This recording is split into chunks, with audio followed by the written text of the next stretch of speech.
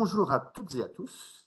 On se retrouve non pas à la baraque, mais quelques jours après, parce qu'avec Mélanie, on a eu un petit souci technique et elle a bien voulu refaire sa présentation sur la charte graphique, comme c'était super intéressant et qu'il y avait plein de retours dans le chat. Moi, je vous propose de céder la parole à Mélanie qui va se présenter et montrer son atelier. Voilà. Merci Dominique, bonjour à toutes, bonjour à tous qui me suivaient donc en différé. Et on va parler aujourd'hui donc de charte graphique pédagogique. Alors pour suivre et voir la présentation que je vais utiliser, vous pourrez la voir par la suite ad vitam, je ne vais pas la bouger. Vous avez le lien ici raccourci, donc avec une tiny URL, Baraque Mélanie, c'est facile à retenir. Vous pouvez donc récupérer les contenus avec les liens qui s'y trouvent. Alors rapidos, je me présente, donc Mélanie Mouillard. J'ai enseigné pendant 15 ans à l'Institut Notre-Dame de Jupy, le français et la religion. J'ai également fait un master en sciences de l'éducation à l'UC Louvain et je suis actuellement une formation en technopédagogie au NUMEFA à l'Université de Mons. Je travaille comme TP, technopédagogue pour WebE dans les établissements de promotion sociale. Je suis une fière Gryffondor et je suis par ailleurs chargée de communication dans le domaine du sport, d'où le fait que je maîtrise peut-être un peu plus les outils de création visuelle, comme notamment la charte graphique et son application pédagogique. Vous avez également le lien vers mon compte LinkedIn. Je publie de temps en temps, mais je ne suis pas toujours très régulière. Comme on dit, les coordonnées sont toujours les plus mal chaussées. Alors, on va zapper la partie forcément où vous vous présentez puisqu'on n'est plus en direct. Mais alors au programme, on va voir quoi ensemble? On va voir d'abord ce qu'est une charte graphique concrètement et quelques notions d'image de marque. Un logo, des typos, des couleurs, tout ça, c'est ce qui compose une image de marque, mais ce n'est pas anodin et les choix qu'on va poser vont impacter l'image et l'effet qu'on va avoir sur notre public. C'est valable pour une marque dans le secteur marchand, mais c'est également valable pour un enseignant vis-à-vis de ses étudiants. Il va avoir un impact par rapport à ce qu'il va proposer en termes de contenu visuel. On va donc voir les applications et la plus-value pédagogique de la charte graphique. Et je vais vous montrer comment, avec Canva, vous allez pouvoir mettre ça en œuvre très facilement pour gagner du temps. Et vous aurez évidemment un temps pour expérimenter.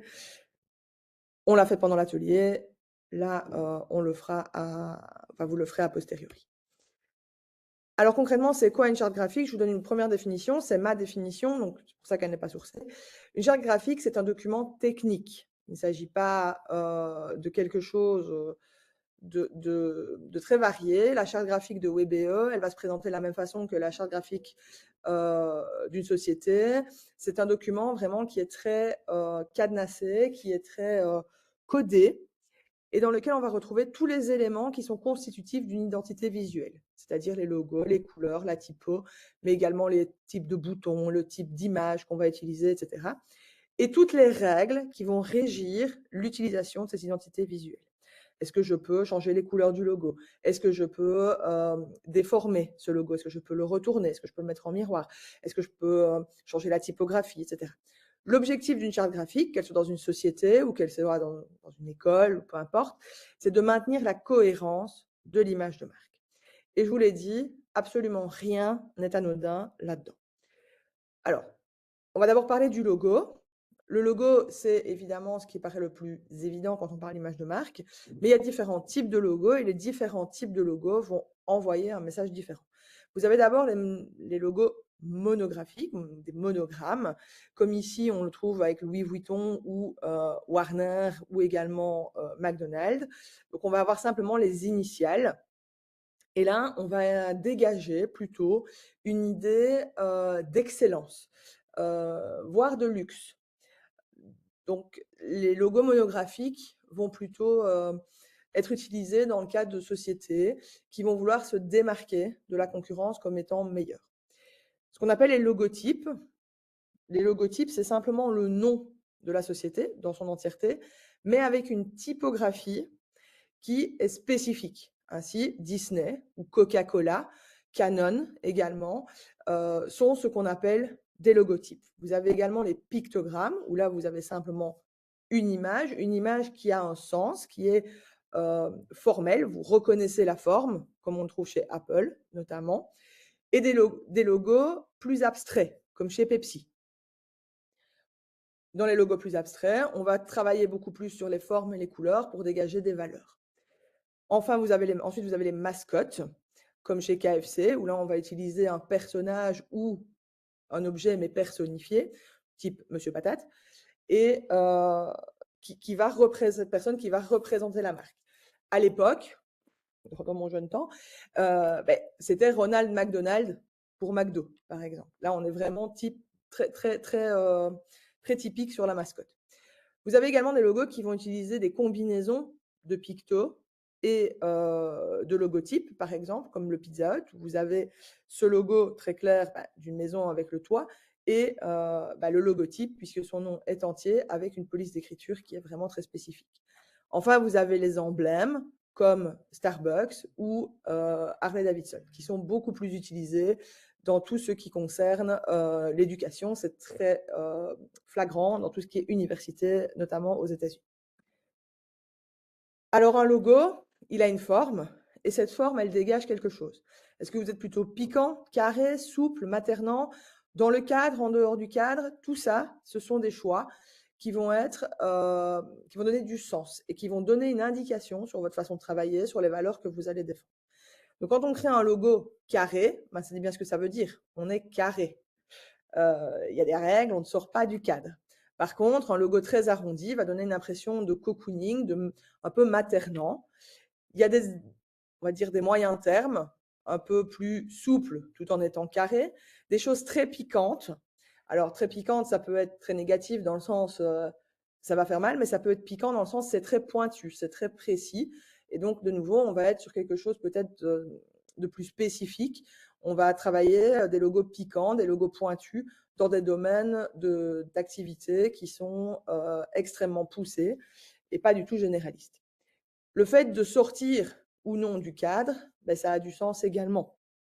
Si vous mettez votre logo un peu à l'extérieur du cadre ou totalement à l'extérieur ou totalement à l'intérieur, mais de nouveau, ça envoie un message. Alors bien sûr, tout ça est inconscient, mais l'effet est là. Alors la typographie, elle a également un impact.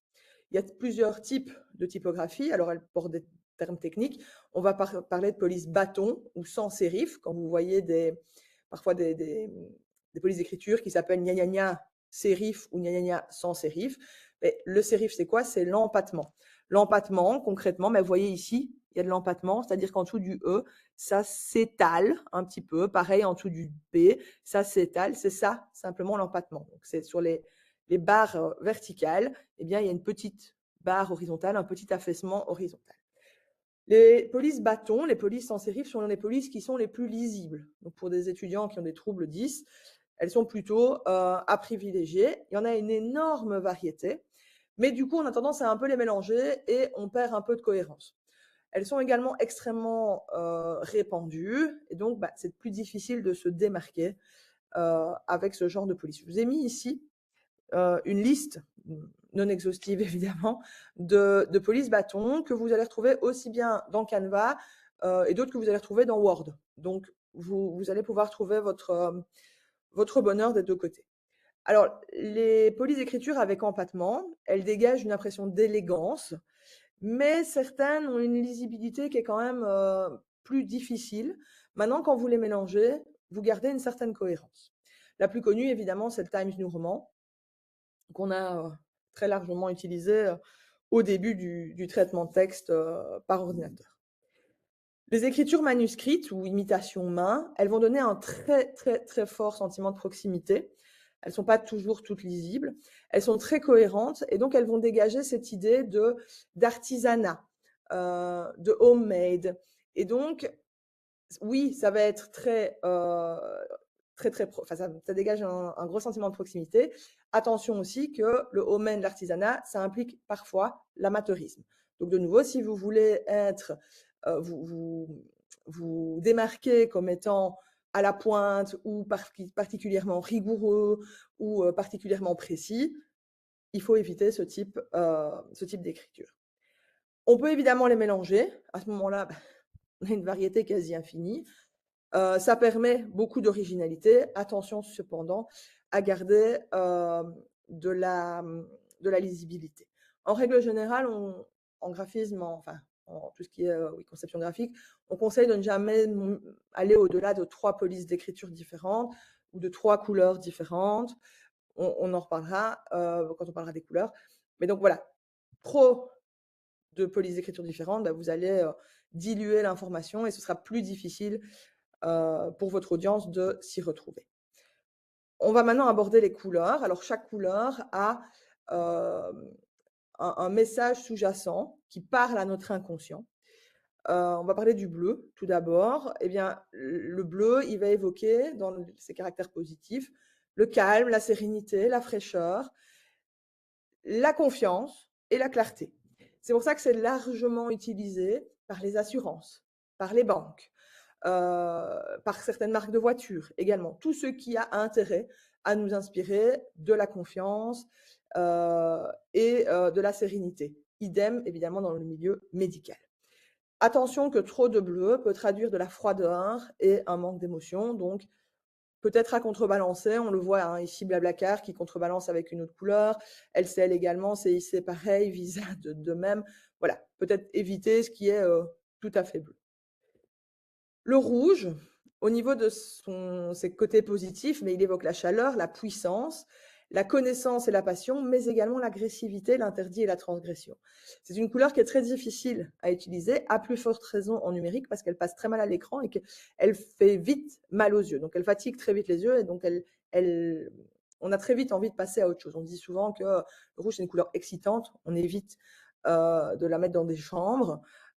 Mais c'est valable aussi sur un écran, mais sur un écran, on a tendance à zapper plus vite quand il y a beaucoup de rouge.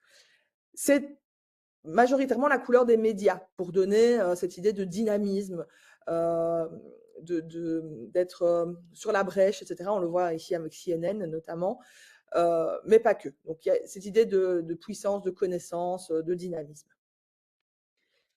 Le vert, sans surprise, couleur du calme, de la nature, de l'écologie, de la détente.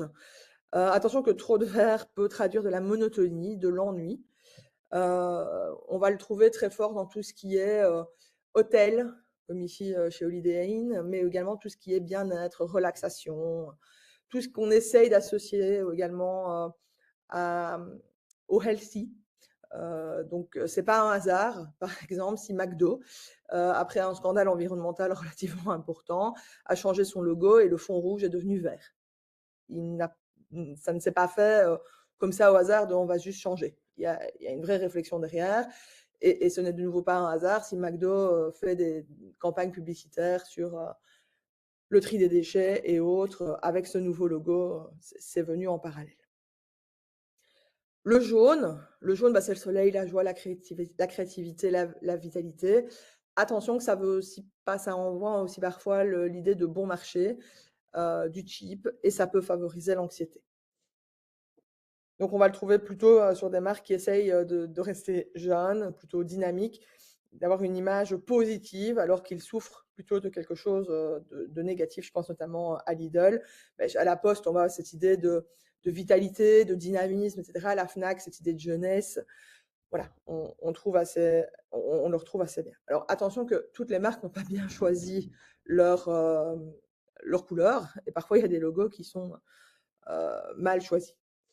Le marron, qui évoque plutôt la nature et les traditions, les matériaux nobles, comme le bois, l'artisanat. Attention que trop de marron, c'est terne et c'est barbant. Donc, à surveiller par rapport à ça. Mais donc, ça, c'est vraiment l'idée de, oui, la tradition, et donc, c'est quelque chose de très rassurant. L'orange, qui est la seule couleur qui n'a pas de pendant négatif. On est plutôt sur le bonheur, sur la créativité, sur l'optimisme. C'est vraiment une des couleurs de la communication et du passage à l'action. Donc là, l'idée de on va vous engager dans quelque chose. Alors évidemment, ING, vous voyez, vous avez l'orange, mais parce qu'ils sont un petit peu du côté de nos amis hollandais. Mais quelque part, ça les arrange par rapport au message véhiculé. Mais on retrouve le bleu qu'on a évoqué tout à l'heure pour associer cette idée de confiance. Le violet, la délicatesse, l'intelligence, la spiritualité, attention, qui dégage parfois une notion d'arrogance, de manipulation, et que dans certaines cultures, il évoque le deuil. Donc, à faire attention quand même avec les couleurs, parce que ici, ce que je vous donne comme information sont évidemment dans le cadre d'une culture belge, faites attention dans vos publics. Il peut y avoir des petits ajustements à faire et des petites différences. Le rose, bah, c'est la féminité, mais également la gourmandise, le sucré, le bonheur, et donc on va le retrouver effectivement sur, des choses très féminines comme Barbie, comme Etam, comme Lancôme, mais dans tout ce qui est également, biscuits, et cetera. Par contre, ça donne parfois une image un peu niaise, un peu cuculapraline comme on dit, donc également à utiliser avec modération. Le doré, là, on est plutôt sur la richesse, sur l'élégance, la fécondité.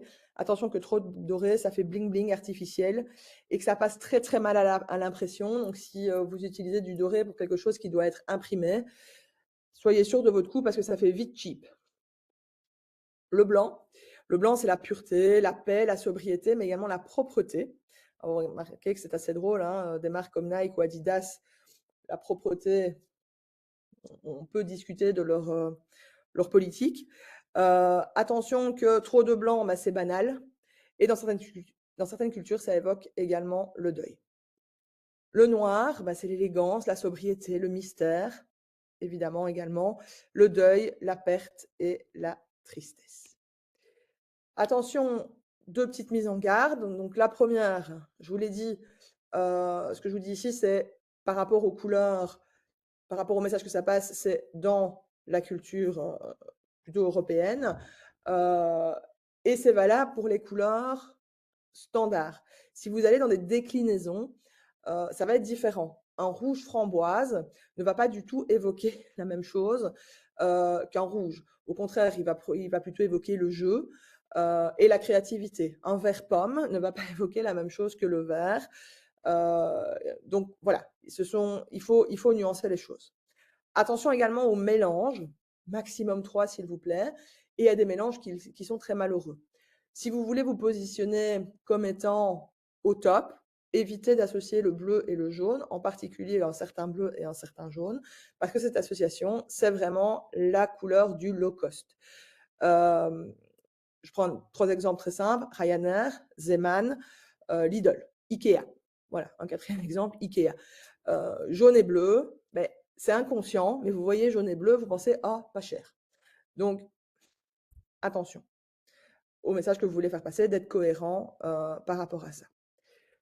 Donc en conclusion, une image de marque, c'est un logo, c'est une typo et c'est des couleurs.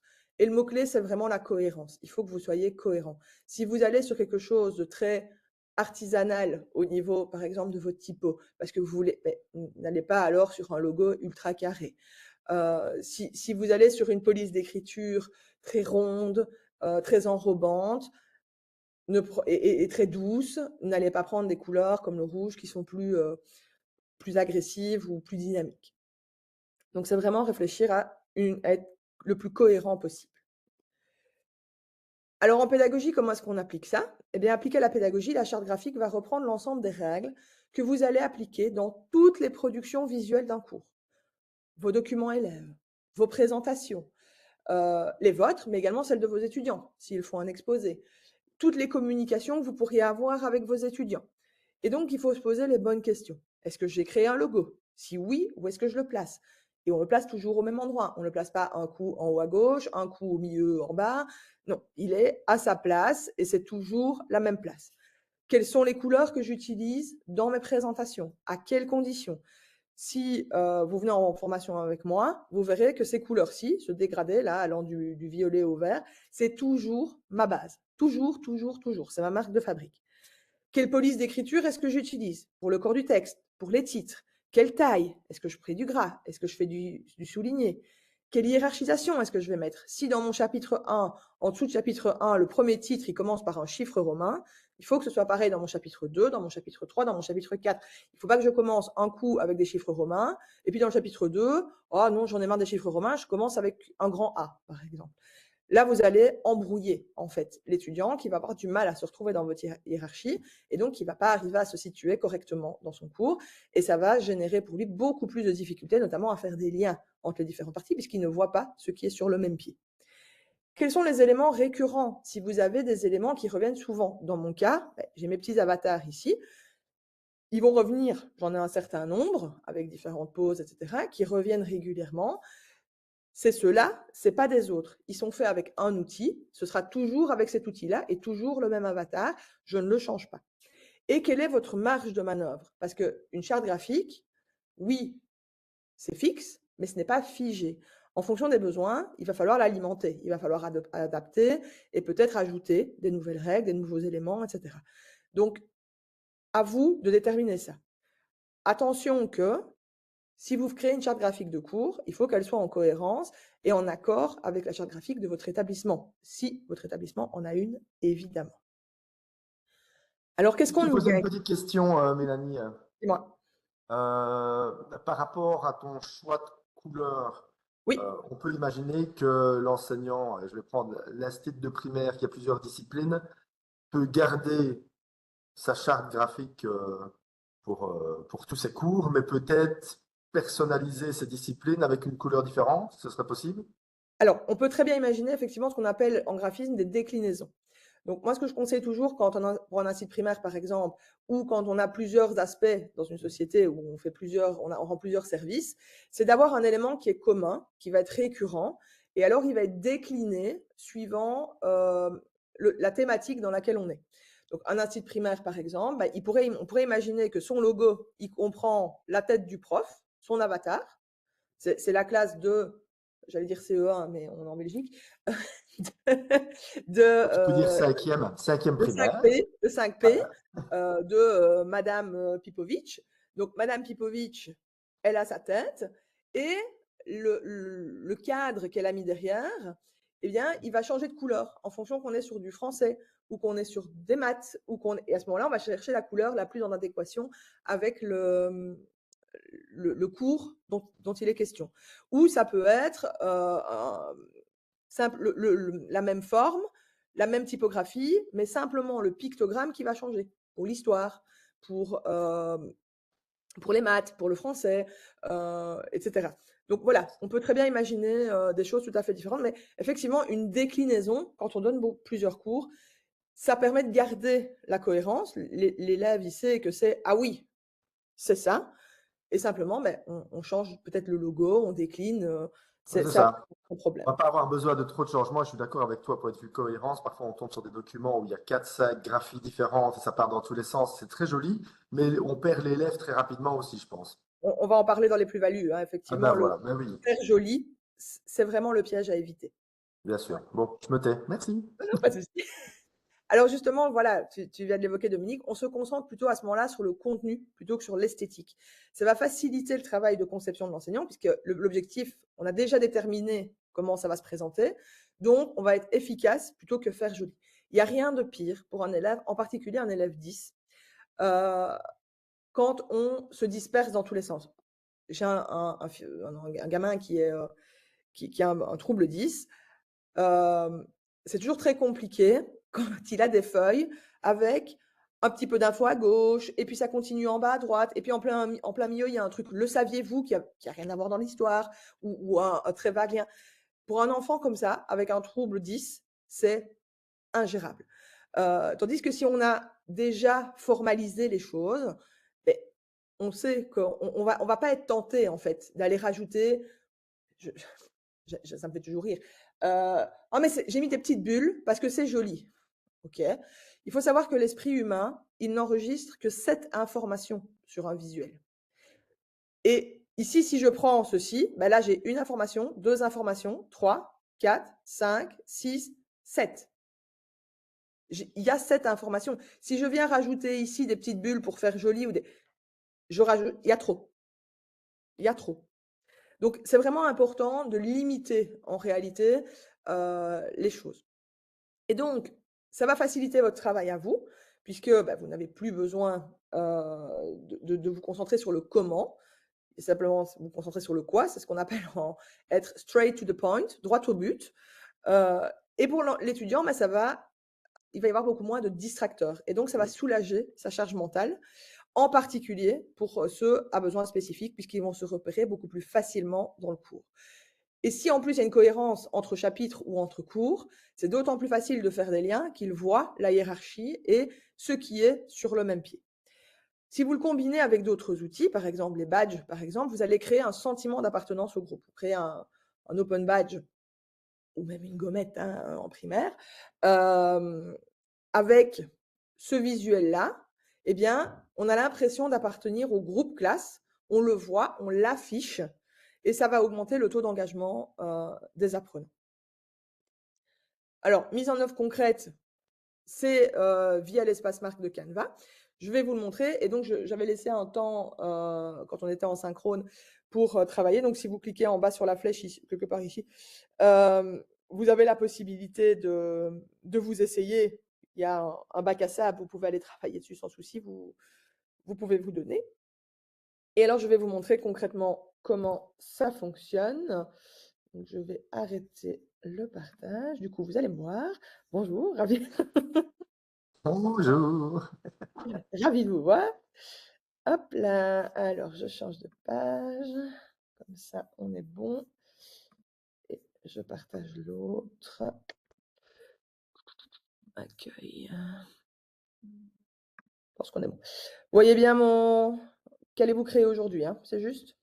Alors là, je vois simplement ta page Canva. Oui, ça y Oui, c'est est, ça. OK. c'est clair. Donc, Ça quand marche, oui. j'arrive sur votre accueil, vous avez ici à gauche l'espace marque dans Canva. Et quand vous cliquez dessus, vous avez les identités visuelles et les modèles de marque. Attention cependant que ceci est un outil qui n'est accessible qu'avec Canva Edu et que la configuration des marques n'est possible que par les administrateurs. Donc, si vous n'êtes pas administrateur de votre établissement, vous devez en faire la demande à l'administrateur. Mais s'il n'y a pas d'établissement et que vous avez simplement un compte Canva Edu en vos titres et qualités, vous pouvez l'utiliser sans aucun souci.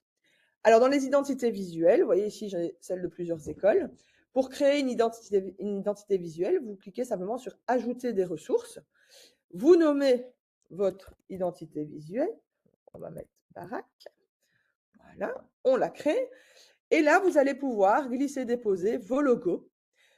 Vous allez pouvoir choisir les polices d'écriture pour le titre, pour le sous-titre, pour l'entête, etc., le corps, la citation. Je vais revenir à la voie de marque. Vous pouvez ajouter les photos, les illustrations, les icônes, etc., comme vous en avez envie. Et tout ça va créer votre identité de marque. Alors, je vais vous prendre un exemple concret, hop, qui est celui que j'utilise. Ici, j'avais fait un essai, donc Barakatik. Vous voyez que j'ai téléchargé le logo et alors automatiquement, il va vous proposer la palette des couleurs de votre logo. Si il y a parfois un petit ajustement à faire, si vous ne savez pas les logos, les logos de l'école, par exemple, vous pouvez demander à votre direction quelles sont les couleurs. Alors, comment est-ce qu'on sait pour la couleur? Il y a ce qu'on appelle un code X. Vous voyez qu'ici, il y a un hashtag avec des chiffres et des lettres. Le code X est un code qui est universel, que vous l'utilisez dans Canva, que vous l'utilisez sur un site web, que vous l'utilisez, peu importe, n'importe où, ce sera toujours le même code. En impression, c'est pareil, etc. Donc, si on vous demande c'est quoi le code couleur, le code X, c'est ça. Ça commence toujours par un hashtag. Le code X du blanc, c'est feu, et le code X du noir, c'est 0000. Après, pour le reste, vous faites comme vous avez envie. Si vous ne voulez pas de la palette de couleurs de ce logo, vous cliquez simplement sur supprimer la palette, hop, elle va disparaître, très bien. Et vous pouvez créer votre propre palette de couleurs que vous appelez, si vous voulez, par exemple, parce que vous avez une palette différente pour le site web de votre classe, et vous mettez, voilà, vous pouvez mettre cette couleur si vous avez envie, peu importe. Hop, on a dit du blanc, encore un, voilà, et du noir. Voilà.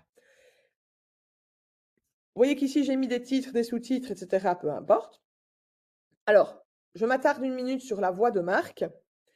Votre voix de marque, quand vous cliquez dessus, en fait, c'est assisté par une IA. Vous allez pouvoir lui donner des instructions sur la façon dont elle va parler, dont elle va rédiger. Et donc, à ce moment-là, quand vous allez devoir rédiger dans Canva, vous pouvez simplement lui donner l'info, choisir la voix de marque et elle va respecter la tonalité que vous lui avez donnée. Alors, il y en a plusieurs qui sont possibles. Vous pouvez en ajouter plusieurs. Ça peut être, il peut y avoir une voix très formelle, une voix pour quand on s'adresse aux parents, une voix pour quand on s'adresse aux enfants, parce qu'évidemment, on ne parle pas à leurs parents comme on parle au P1. Et donc, vous pouvez détailler ça. Quand vous allez créer un contenu, quel qu'il soit, eh bien, vous avez ici l'espace marque et que vous voyez, j'en ai plusieurs évidemment ici, vous pouvez aller choisir la vôtre. Et donc, vous avez, je vais travailler avec celle-ci, parce qu'il y a plus de trucs dedans. Et donc, je veux mettre un titre, et vous voyez qu'il est déjà mis avec la bonne taille et tout ce qu'il faut. Je veux mettre un sous-titre, il est déjà mis avec la bonne taille. Je veux mettre mon logo, hop, il est mis, voilà. Et ainsi de suite. Autre possibilité, dans la partie marque, c'est ce qu'on appelle les modèles de marque. Vous voyez qu'ici, j'en ai un. J'ai un modèle de marque, mais en fait, il est préfet. Je vais l'utiliser et je vais simplement apporter les petites modifications que je veux. Alors, là, j'en ai pris un tout fait, évidemment, mais il est également possible de créer un modèle de marque, hop là, donc ajouter des ressources, et de le créer de A à Z. Et quand vous avez fini, vous le publiez comme modèle de marque. Donc, vous pouvez très bien imaginer que vous créez un canevas type de vos présentations. C'est ce que j'ai fait moi, avec en fait simplement où j'ai ici mon fond, mon arrondi avec mon image, ma tête, et il est mis titre, et je n'ai plus qu'à ajouter le titre de ma formation. Et donc, j'ai la structure au programme, machin, et donc ça c'est toujours la même chose. Et je n'ai plus qu'à ajouter les DIA nécessaires. À partir de là, vous économisez un temps considérable au niveau de votre travail de conception. Je reprends le partage de l'autre partie. Magnifique. Hop. En soi, ça nous permet de rester concentré sur le contenu parce que C'est ça, tout le reste est déjà préenregistré, quoi. c'est exact. Comme tout le reste est fait, et donc vous êtes beaucoup plus efficace en termes Mhm. de temps de travail, puisque c'est déjà fait en fait. Donc C'est il ça, ça gagne temps aussi. Tout à y a fait. vraiment un gain de temps très très important à ce niveau-là. Comme je te l'ai déjà avoué, je l'utilise pas assez. Je me plonge dedans à partir de la semaine prochaine. Oui, mais voilà, c'est pas forcément quelque chose avec lequel on est à l'aise non plus, hein, on va quand même être clair par rapport à ça. C'est pas forcément. Alors, pourquoi est-ce que. Ah voilà, Barakatik. Partager. Hop. Présenter. Non, présenter, mais là. Voilà. Donc, si vous avez envie de vous essayer, il y a un bac à sable, hein, en cliquant là, vous allez arriver dessus sans aucun souci. Vous allez pouvoir travailler et vous aurez accès à, à l'espace marque alors, pas sûr que vous aurez accès au mien, mais vous pouvez créer déjà votre logo, etc. Par contre, pour les administrateurs, il est possible de ne partager une marque qu'avec un dossier. Et donc de limiter, par exemple, l'accès. Si vous avez une marque en primaire, la prof de P1, la prof de les deux profs de P1, les deux profs de P2, ou les trois, enfin, voilà, vous pouvez n'accorder ça qu'à un seul dossier, et donc à un seul enseignant ou deux enseignants qui ont les droits dans le dossier. Et donc, ça limite l'accès des marques à l'utilisation de l'un ou de l'autre. Dans mon cas, où j'ai plusieurs écoles sous ma responsabilité, c'est moi qui ai créé les modèles de marque, les marques de chaque école. C'est associé à un dossier et chaque prof est associé évidemment à un dossier, ce qui évite que le prof de l'école de Warem se trompe et utilise par exemple le logo de l'école de Malmedy. Alors, pour la mise en œuvre concrète, je vous ai mis toutes les ressources. C'est en cours de construction dans un digipad qui se trouve ici dans le couteau suisse. Donc, j'ajoute des choses au fur et à mesure. La présentation s'y trouve, mais il y a également des tutos, etc. si vous voulez voir comment utiliser pour les administrateurs, comment créer l'espace de marque. C'est assez complet. Le tuto sur l'espace de marque date de novembre 2024, donc juste après l'update. Donc, il est bien à jour à ce niveau-là. Pour aller plus loin, la biblio, la cito, vous avez toutes les infos. Parce qu'on me le demande souvent, mes avatars sont réalisés avec Zepeto. Zepeto, c'est un réseau social coréen que je n'utilise pas du tout comme un réseau social, mais qui permet dans des cabines, de mettre en scène votre avatar et de le télécharger dans votre machine, et donc du coup d'avoir cette diversité d'avatars tout en gardant cette cohérence. Voilà, merci. Si vous voulez me contacter par mail, bah, vous cliquez sur le mail, vous allez arriver directement sur mon adresse. Et si vous voulez, après les vacances, je donne une petite formation initiation à Canva, découverte de Canvas, s'y retrouver, etc. Et le lien pour s'inscrire se trouve dans le petit chapeau. Voilà. Merci Mélanie pour toutes ces informations. Et là, je Merci. viens d'aller sur Zepeto. Je vois qu'il est sur Google. Il est aussi sur iPad, j'imagine. Il est sur Oui, l'App oui, oui, Store aussi. c'est une app sans souci. Alors, voilà, tu crées ton avatar et alors tu as des petits défis tous les jours, mais honnêtement, enfin, voilà, moi, je ne fais pas du tout les défis. Et chaque fois que tu réussis les défis, mais simplement en te connectant, parfois, c'est validé comme étant un défi. Et alors, as un gros plus au milieu, et donc tu vas dans les cabines. Et alors là, tu vas avoir les cabines, tu vois ce que fait l'avatar, tu vois ce que fait le personnage, et en fait, ils vont mettre en scène ton avatar dans une danse, parce qu'il y en a en vidéo aussi, hein. Donc, dans la pose photo ou dans la vidéo. Et alors, on peut se connecter à deux. Donc, moi, j'ai une collègue qui est dessus aussi. Quand on donne des formations à deux, ben, je crée les avatars à deux, du coup, C'est puisqu'on ça. est deux Tu as à le donner. visuel avec les deux. Comme Voilà. Bitmoji, en soi, ils font la même chose. Voilà. La Euh, différence, c'est qu'ici, tu as beaucoup plus de variété, honnêtement, qu'avec d'accord. Bah Bitmoji. oui, bien Heu, sûr. Tu peux changer tes fringues, et cetera, voilà. Mais après, c'est coréen, avec tout ce que ça implique de la culture coréenne et parfois des trucs un petit peu, tu te dis: «Waouh, Kawaii. c'est Un petit kawaii», kawaii. oui, c'est ça, et parfois un petit peu: «Qu'est-ce que c'est que ce délire?» Mais c'est OK. Enfin, voilà. Moi, je Ah suis oui. hors du cadre, donc c'est OK. Oui, on l'a vu dans ta présentation avec les modèles, que tu étais 2 fois hors du cadre, du Ah côté oui, oui, piquant. oui, voilà. Moi, j'ai tendance à être hors du cadre. Donc, mais voilà, c'est un outil vraiment très chouette que j'ai découvert grâce en formation, justement. Euh, Parce que oui, vraiment, ça permet vraiment une variété de poses, beaucoup plus que Bitmoji, et c'est beaucoup plus vivant.